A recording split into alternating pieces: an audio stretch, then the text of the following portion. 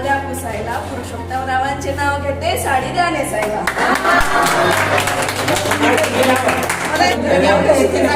बांधायला कारागीर होते कुशल, प्रमोदरावाचे नाव घेते तुमच्यासाठी स्पेशल. जाई जुईच्या कड्या फुलतात सायंकाळच्या वेळेला, विनोदरावांचे नाव घेते वटपौर्णिमेच्या सणाला.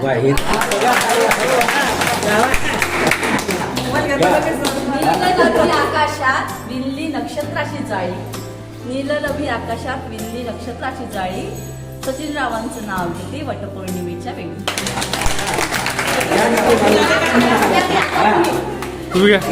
नाव घ्या सर्व धान्य गोळा. या दळाचे नाव आहे ₹1,00,000 गोळा.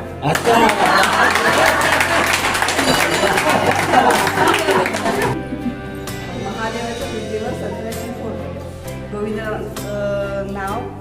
नाव घेते, त्यांचं बोलणं पेढ्याहून दूर.